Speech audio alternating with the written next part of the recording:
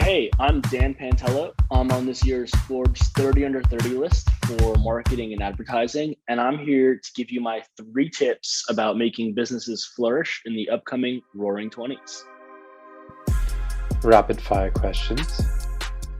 At what age do you want to retire? Never. Retirement is for people who don't like what they do. How long does it take you to get ready in the mornings?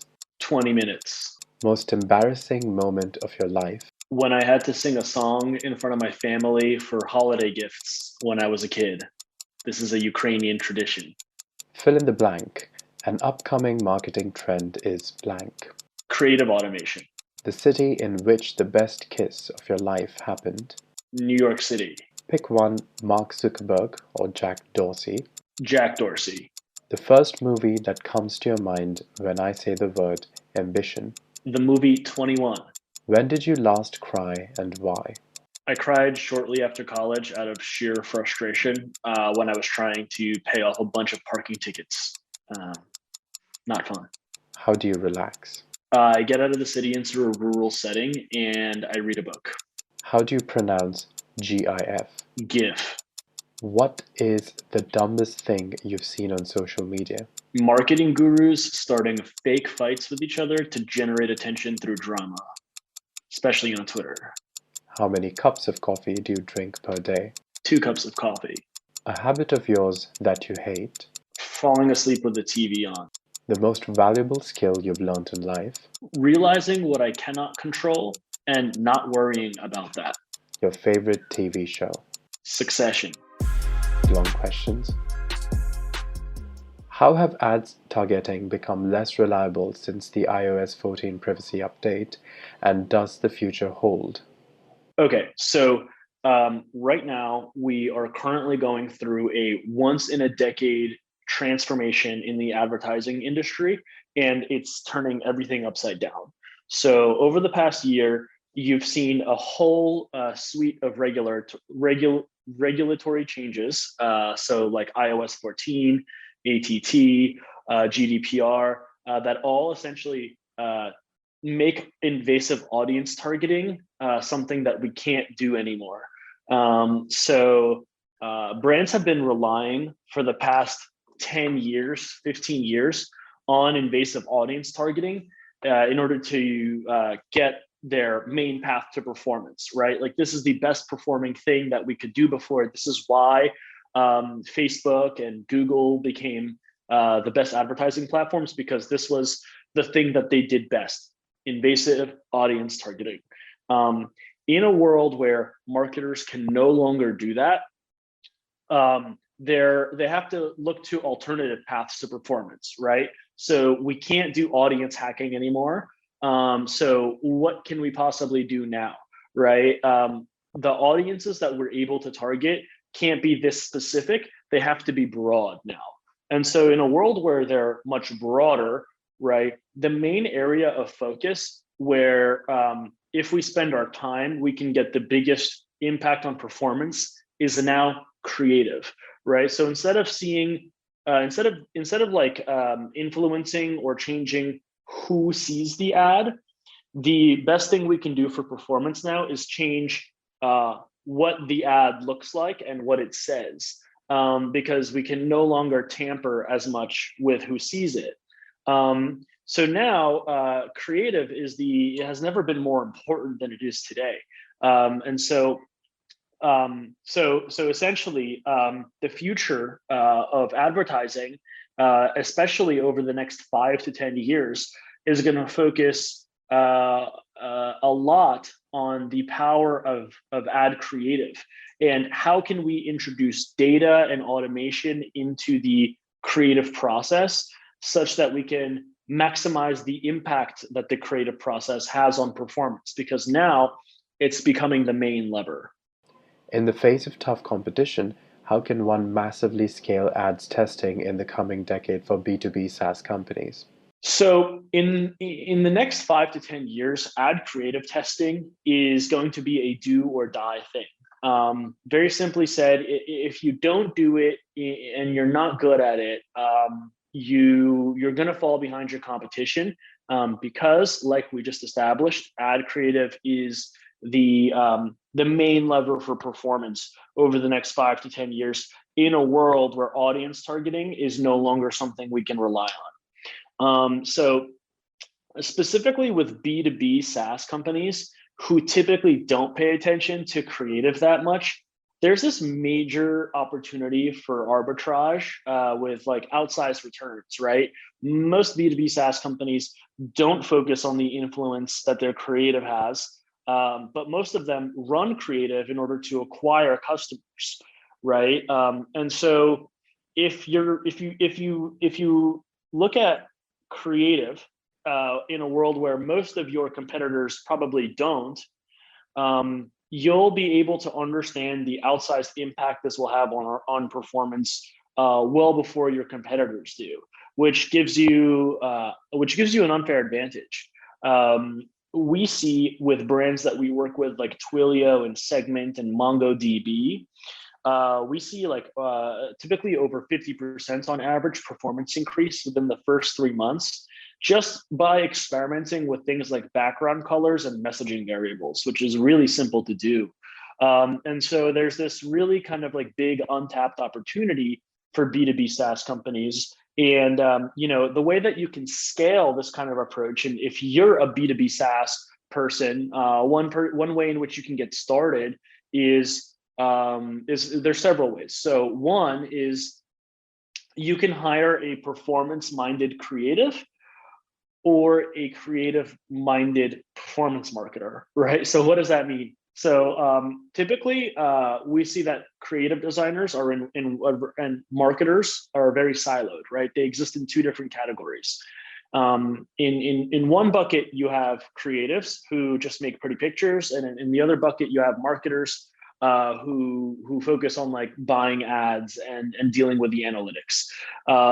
So what needs to happen today is that these two can no longer be siloed. Because of all the changes happening in the industry today, they need to come together and exist under one roof.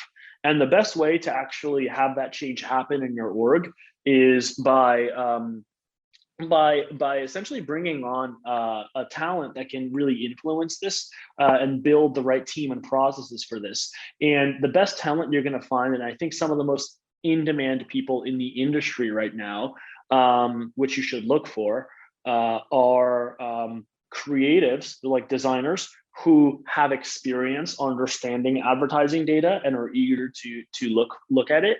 And also, on the other hand, performance marketers who aren't afraid to get their hands dirty with ad creative and actually jump into the platforms and experiment and build ad creative on their own. People who specialize in one role but have sympathies for the other and have tangential involvements with it typically tend to really understand how creative testing works and the best ways to implement it. At the end of the day, though, this will require a lot of time, resources, energy, and people to do manually. And that's not something you can get around unless you use a platform like Marpipe to automate this process for you and do the work of a kind of a team of people with just only a few. So yeah. Tell us more about you being selected as the rising star in ad tech by Business Insider. So yeah, so I was named Rising Star in ad tech by Business Insider, and Marpipe was named by Business Insider to the 21 hottest ad tech companies of 2022, where we were featured alongside the way bigger names like Roku, Trade Desk, IAS, and AppLovin. Forbes also named me to their 30 under 30 list in marketing and advertising. Honestly, I had no idea that a lot of this stuff was coming our way. For instance, one morning I just woke up and got texts and calls from my friends where they were congratulating me, and I had no idea what it was for. This wasn't kind of like a planned out campaign or anything. It does feel really nice to wake up and be recognized for what we've built after years of being very heads down. But we are still so far off from what we need to do We are on a mission to unite marketers and creatives through data and automation. We want to solve the problem of creative testing once and for all. And we want to be the operating system for creative testing that every brand uses. And we are so far off from that mission. We have barely scratched the surface. We're just getting started. Although it's nice to be recognized, we are still very far from actualizing the change that we want to see. So question number 4, tell us about your approach regarding treating ad creatives as a science rather than an art. Okay, so the same way that audience targeting is something that can be mastered by algorithms, I believe ad creative is the same way. So the visual variables that influence humans to do things can be documented and tracked at scale, and you can actually see patterns emerge in this data. And what's interesting about patterns is that they allow you to predict things that will happen in the future. Ultimately, we will soon be able to predict exactly which visual stimuli people want to see and hear in order to perform certain actions. And this is both kind of scary, but also is this sort of power behind creative technology that can truly change the world and the advertising industry as a whole. In a world where we can predict what visual variables people most want to see and hear from your brand, marketers and creatives can have superpowers, and also build and deliver campaigns that are so much more relevant and connect with consumers on such a deeper level. The thing is, we just need to gather the data to enable this kind of thing. And that's exactly what Marpipe is doing. By running all of these creative tests for all these brands, we're actually collecting all of this data that is actually enabling us to identify these patterns in visual preferences for consumers that we can then translate into pattern recognition signal and ultimately predictive signal. Question number 5 was pick your own question. So the question that I'd like to ask myself is how marketing teams evolve based on all of the changes happening in the industry.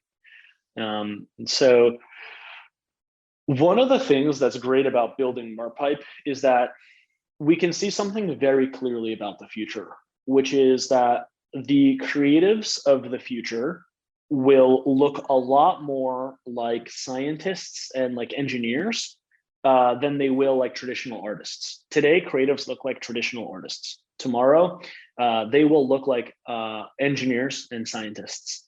The reason is because they will be creative. So first off, creatives have more of an influence on performance than ever before, and this is new.